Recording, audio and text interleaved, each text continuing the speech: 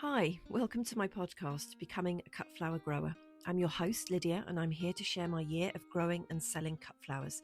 I'll be giving you the lowdown on everything I'm doing and sharing all the highs and lows, the good times and the inevitable disasters, all in real time. Join me on my cut flower journey, starting right now. Well, you join me in the greenhouse. It is much cooler in here now. It is 9 degrees on the thermometer, so quite a dramatic change from last week when it was just positively tropical and gorgeous. I've had a really busy few days, which I think I'm going to tell you about when I'm not trying to concentrate on the seed sowing. So I'm in the greenhouse. I'm going to start sowing the main batch of my cut flower seeds at the moment, and I have got a kind of bit of a bodged potting shelf tray arrangement. I haven't got one of those lovely wooden things. I've got a big ginormous black plastic tray which I like to sit and work on, so I can just be a bit messy and throw everything around and then scoop the compost back into the bag or the bin at the end. Excuse me. So what I've decided to do this year is something a little bit different, and there's a part of my brain that's going, oh, for God's sake, Lydia, why would you try and do something different right now?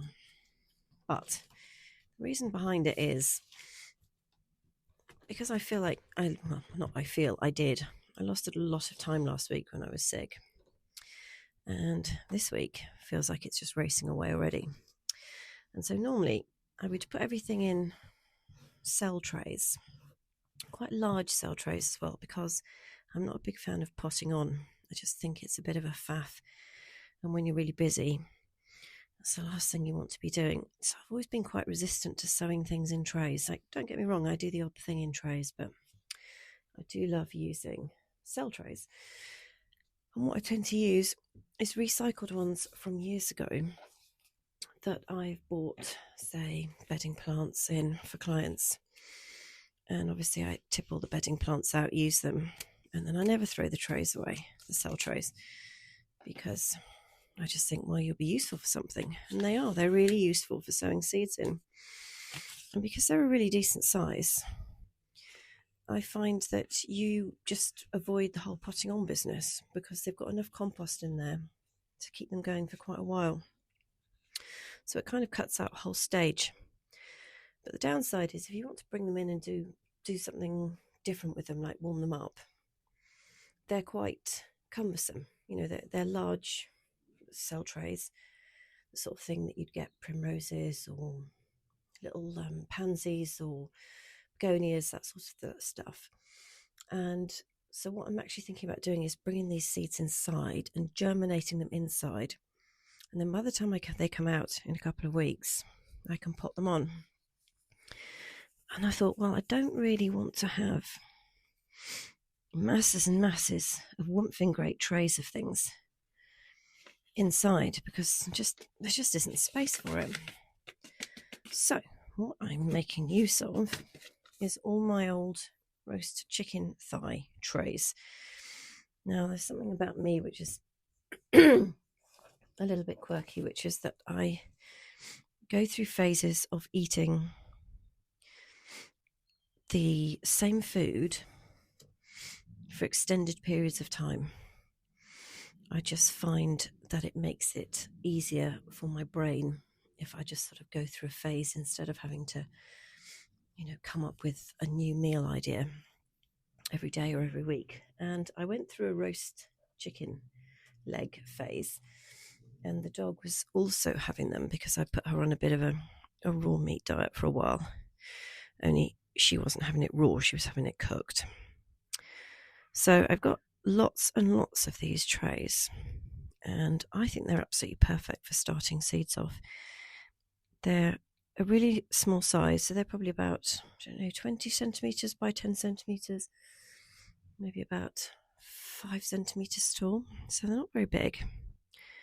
And they're nice and light, and you can just get a decent amount of seed started off in them, because what I'm also trying to do differently this year is not to grow masses right at the beginning, it's to do smaller batches, much smaller batches, and then much more successional sowing, because that has not exactly been a weakness in the past. I have done it.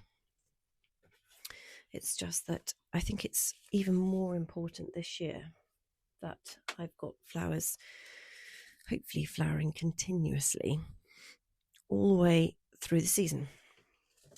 So if you hear me pausing, it's because I'm also trying to read the seed packet just to make sure I'm not covering anything that should be covered. So I've just sown a whole tray of Achillea the Pearl. And if you were listening to, I think it was the episode before last, or maybe the one before that, how I chose or what I'm growing in 2025, I talked a lot about Achillea the Pearl. It's not something that I've grown before, but I have grown Achillea, and they did really well last year. They were absolute troopers. So this one is a pure white one, and it's a double as well, and it looks really, really pretty. And I was just reading the packet to check as I was just about to cover the seeds with some compost, and it says, do not cover seeds with compost. So this is probably why I shouldn't work and talk at the same time. But I thought it'd be quite nice to talk to you while I'm doing this, so that you're actually part of the process. Now, this one I'm doing now is Crespedia globosa. These are the little billy buttons or little yellow drumsticks, and these are so cute. I can't wait to see what these guys are like. They should be like little golf balls, little yellow golf balls on sticks. Very cute, I think. So these are surface sow onto a moist, well-drained seed compost. Just cover with soil. Okay. So if you didn't have the seed packet right in front of you, you can sometimes hazard a guess as to whether or not they should be covered by the size of the seed. Now, this isn't a hard and fast rule by any means, but sometimes with the seed that's really, really tiny, you just wouldn't cover it because it's just too small. And in fact, these Crespedia are also absolutely tiny. And I don't need to I can't put very many of these in a tray.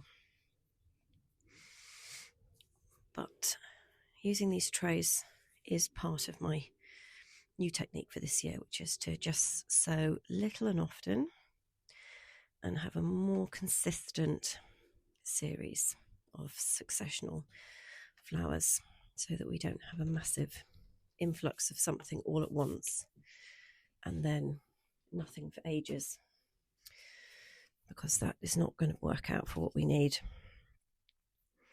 So I'm also labeling all of these guys as I go along and putting the date on as well, which is the 10th of March, Tuesday. So that is a tray of that. That's a tray of that. Now, normally I always use white plastic labels, and then I normally use a Sharpie on top, but the Sharpie doesn't get used much anymore, and I got it out and it's completely dead, so we're going to use a pencil instead. Here we are. Right, now I know some people don't like using plastic labels, but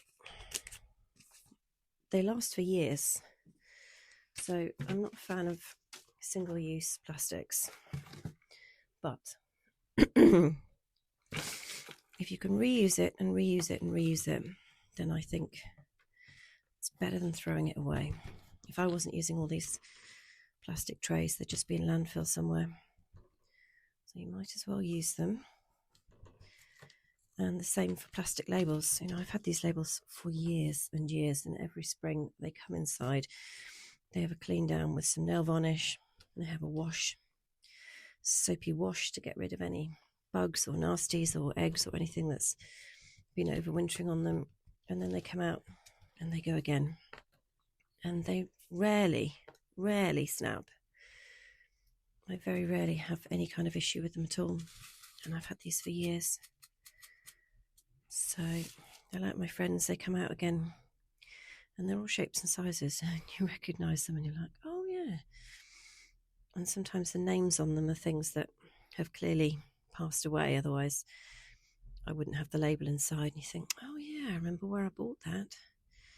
I wonder what happened to that. Some of them I can't remember. So it's a bit of a trip down memory lane when we do the old label washing. Right, so I'm sowing at the moment Centaurea sinus, which is the cornflower. I absolutely love these little guys. I don't know if you've seen these seeds, cornflower seeds. They look like shuttlecocks. I don't know if you ever played, the name of it now is going to completely escape me. What's that game you play when you're at school with a shuttlecock and the smallest racket, really long handle, but tiny, tiny, tiny, tiny little racket. It escapes me. What's this say? Sow onto moist seed compost, cover with a fine sprinkling of soil. Okay. So these cornflower seeds remind me of shuttlecocks because they've got sort of very pale yellow little body and then this tuft of orange, like feathers or a firework almost. It's almost like a shooting star. In fact, you know what? It looks like a rocket. They're like little tiny rockets. They're so cute. And I can't wait to see what these look like. In fact, I can't wait to see what all of them look like. I always get so excited sowing seeds. It's just, it's so exciting. I can't tell you how exciting it is. I don't know if you had grown seed before or if you're doing it right now or you're thinking about doing it, but if you want to do one that's just for fun, go and get some cornflower seeds and plant lots of these gorgeous little tiny rockets. You definitely put a smile on your face. So, as I was saying, the advantage of using these quite small, quite shallow trays, which have got drainage holes in the bottom, is that I can fit 4 of them onto a kind of a tray, like a lap tray or something you could take food to the table with. I can fit 4 of them on a tray, and they can come inside, and we'll get the germination kicked off inside. And in that time, it will have warmed up outside in the greenhouse. So if I need to pop them on then, it won't be an issue. But it just means that I can get more plant inside, more seed inside to get started. I think that's the most important thing at the moment, is to just get these guys kicked off. Because that first week of March last week was kind of deceptive.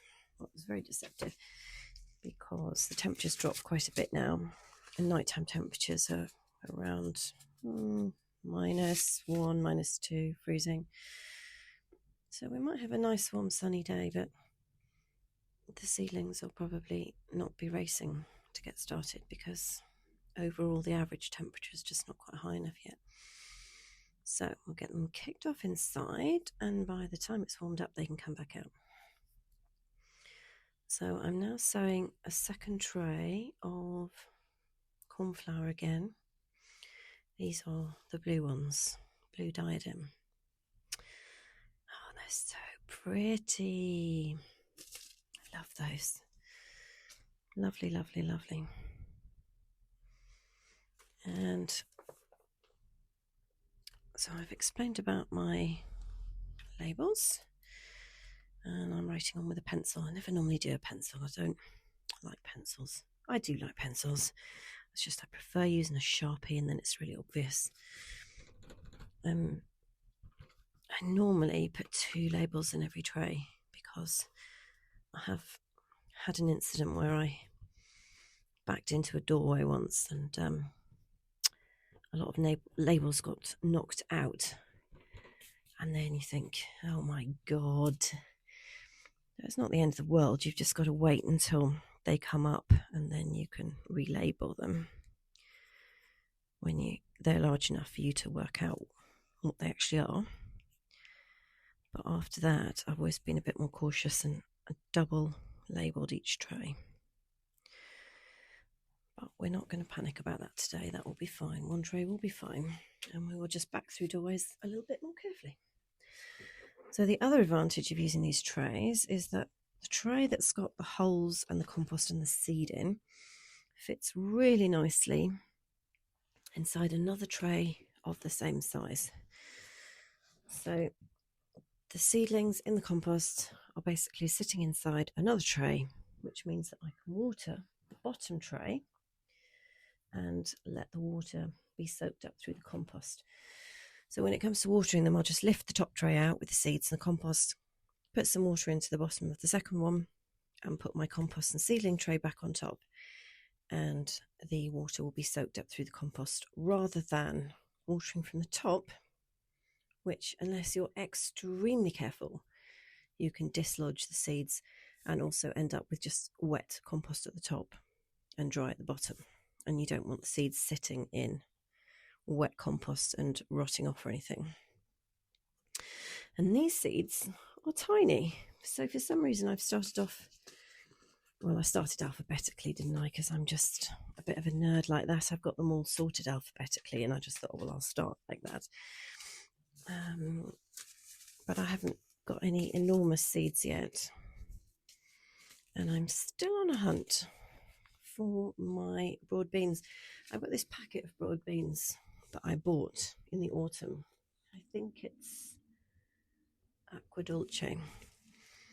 And I was going to get ahead of the curve and sow them in the autumn. And then I decided, no, I'm definitely not going to do that, because then I'll have to babysit them all winter. And I didn't want them to go all leggy and stuff. And I couldn't leave them outside because the pigeons would have had them. And so I've been sort of storing them, and then periodically I'll find the packet and go, aha, there you are, right, let me put you here so that you're ready. And that's happened about half a dozen times since I bought them. And now I'm at the point where I'm like, where are those broad beans? And can I find them? Nope. Stressful. I'm going to go on a hunt for them later. So maybe we should go a little bit crazy and do some zinnias. Just throw caution to the wind and defy the alphabet and go straight to zinnias. So you'll know if you listened to my other episodes about what I'm sowing. I've got 3 different types of zinnias this year. Deliberately have not bought mixed packets. I have gone for individual colours, because the mixed packets were just, they had some absolute horrors in them. So I've got one called Senorita, which is a super cactus. I've got a dahlia flowered coral beauty, and then I've got something in the Lilliput series, which is Lilliput salmon. And I think the coral beauty and Lilliput salmon are going to be pretty identical. In fact, Senorita says it's salmon pink as well, so I must have just gone a bit crazy with that. Never mind. Let's see what it says on the packet. So they do suggest, well, Chilton suggests direct sowing where they're going to flower, but I'm going to start mine off in a tray. And we'll get these guys in as well to germinate early. So I was saying that I'd had a really, really busy few days, and I have. I was ill last week, and it really knocked me for 6. I was so exhausted. I just slept all the time. And anyway, got up to the plot on the weekend, and I had a bit of help. My boyfriend and my mum came to help me, which was really, really nice. My mum bought donuts as well, which is always a winner. And they were very helpful, even though my boyfriend's recovering from flu. So bless him, he's been 1 degree under. And so we got a lot done up there.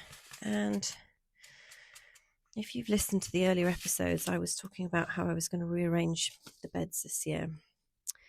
And I did have them running in a east-west aspect last year, and they were kind of running down the hillside, which is just how it worked out, because I had to lift a lot of turf by hand. And so this year I've decided to switch everything around by 90 degrees, and everything's going to be going in a north-south aspect this year. And what it means is that I can have these really long beds. So I measured them out. We had to shuffle Roosty's house over, which was kind of sad, but we've still kept it in the middle of the flower plot because I just didn't want to move it anywhere else. And so I'm going to have 4 beds, and each bed is 12 metres long by 1 metre wide. So that gives me a total growing space of 48 square metres. Plus, I have got a few other areas, but they're sort of not scrappy little bits, but there's sort of bits on the side. And I also have to make space for growing my own veg this year. So I've got lots of plans for growing things vegetable-wise. And I've also got to find space for quite a lot of fruit trees, which I've got a problem with. I've got a problem in that I keep buying too many fruit trees. But anyway, 48 square metres dedicated to cut flowers, plus some kind of overflow areas where they can go as well. So I was kind of excited about that. And the nice thing about having these long straight runs is that it just feels more organised. It feels more of a proper thing than these funny little things I had last year. And I think I was also thinking last year that it would help, something to do with not wanting to have the soil slipping down the down the slope, because it is slopey. I mean, it's not that extreme, but I remember thinking, I wonder if I should do them this way to stop the soil slipping, but I don't think there's going to be a problem with that. So I've marked it all out with string, although I didn't have enough string, so I haven't entirely finished marking it out.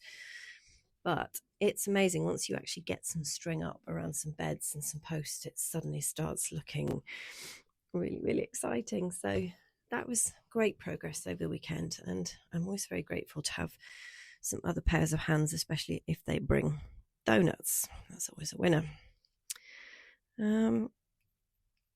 So that is my first batch of Zinnia Senorita sown, ready to go. So I've got these 4, I've got 5 now. Oh, I have to find another tray. Oh, and I might as well just keep going for a little bit then. That's the zinnias. So 2 more lots of zinnias to do, and then I'll take these guys in to the house.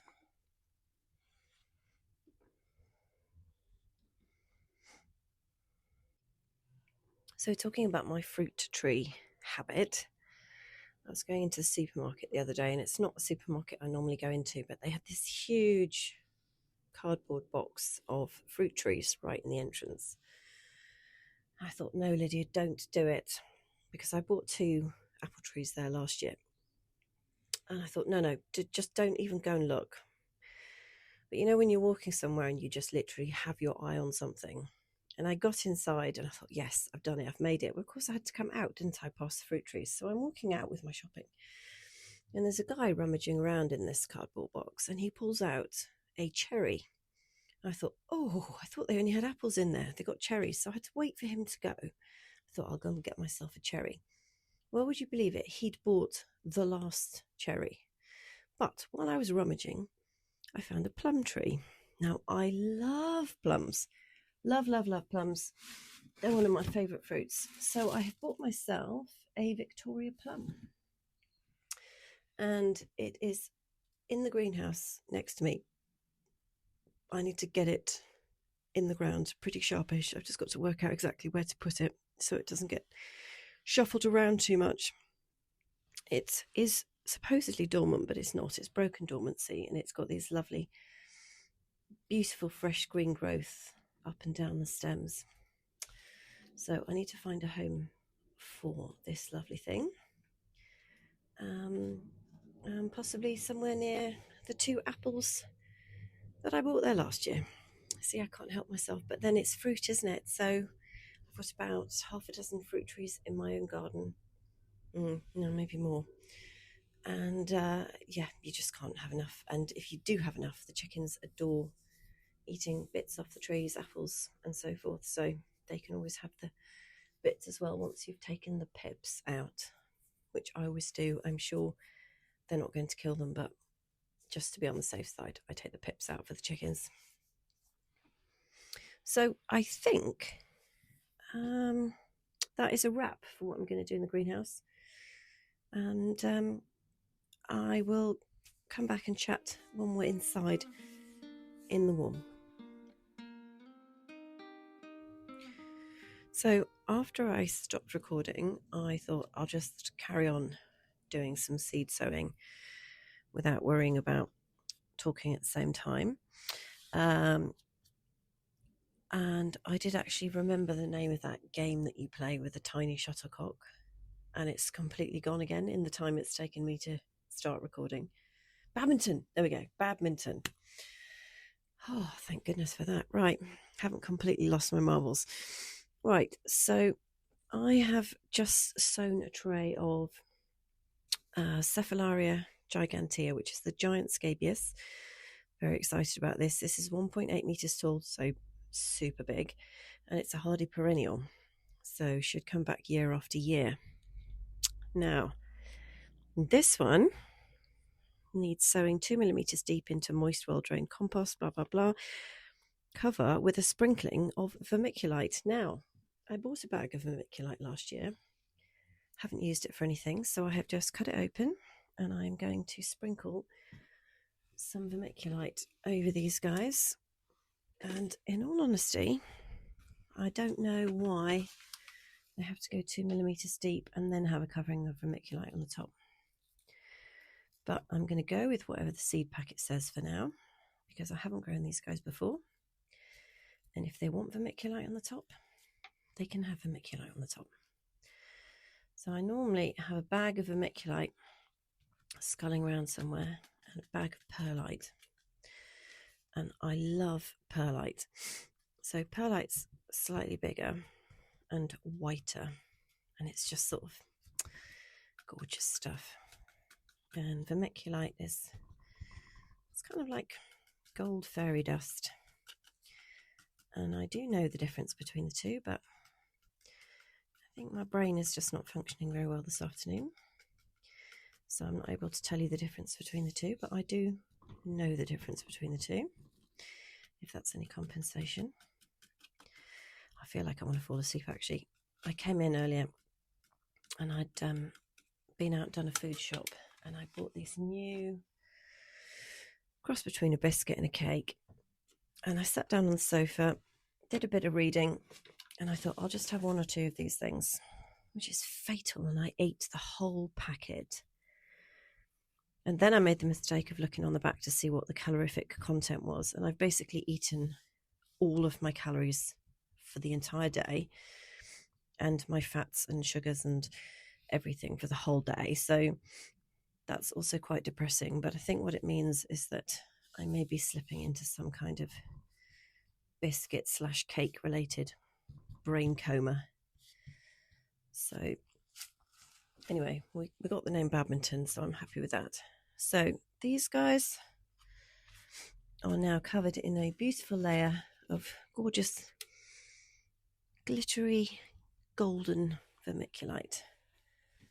And these guys randomly have been sown in a long thin tray which has a propagator lid on the top, because it was handy and I thought that'll be useful, I'll use that.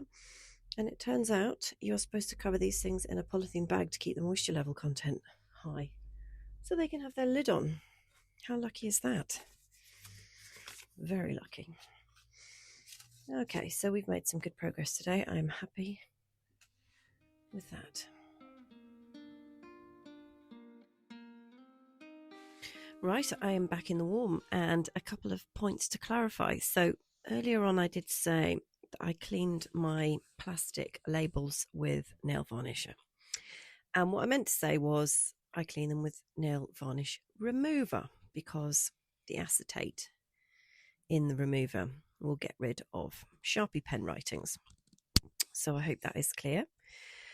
And I thought I'd also better clarify the difference between vermiculite and perlite. So I've done a quick search because, as you know, I am still suffering from eating those awful biscuit cake things and my brain has gone to mush. So basically, perlite is for improving drainage and vermiculite is when you want a slightly moister compost. So the perlite is the lovely sort of crumbly white, very, very super light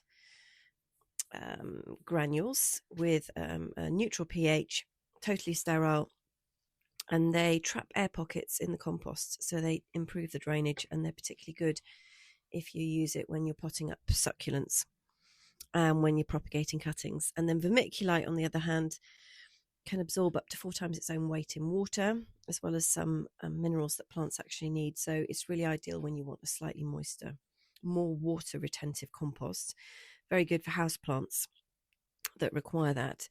And so that is clearly why it was recommended as a coating on the top of the compost for the Cephalaria, the giant scabious, because it needs a more humid environment to germinate, hence also having a propagator lid on as well.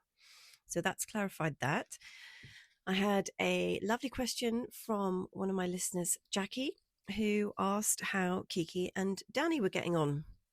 So they were also poorly ladies last week, and Kiki was very ill, and then Danny got sick. So they've both had treatment from the vets, and they've made a full recovery, and they're now out of quarantine and back with the main group, and they're really happy. Kiki's doing a bit better than Danny. Danny seems to be very, very tired, so she's asleep quite a bit, and if you pick her up, she turns out she's a real cuddle monkey. She just loves cuddles. So if you pick her up, she just falls asleep in my arms, and I end up feeling that I can't put her down for a bit, so I end up having to carry her around. And she's such a sweet girl. She's like a proper little baby. And Kylie is still a broody lady, but I have given in and given her 3 eggs to sit on, because I just could not stop her from being a broody lady. She was absolutely determined that's what she was going to do. And I thought, well, we're a few weeks on from when she first started going broody, so she will be sitting on them now for 3 weeks. So we may or may not have some little baby Kylies in 3 weeks, which is also very exciting. And one final thing, I was going to update you how I got on with Megan markeling up my weekend, and I had a very nice meal on Friday night, and then I bought myself some croissants for breakfast on Saturday, and I had them on a really nice tray with some lovely jam, and it was all very nice. And I thought, yes, the girl has definitely got a point. It is possible to bring more joy into your life, but it takes quite a lot of organisation, forward planning, and motivation to do it, and then there's just an absolute ton load more washing up to do at the end of it. So I'm not sure how much of that I'll be carrying on with, but I'm quite glad there's season 2's been commissioned. I'm looking forward to that and seeing what other tips I can pick up. So that was that, and that is about it for now. I'll be back with another podcast later in the week, and hopefully have a lot more to update you on when I speak to you next. So catch you later.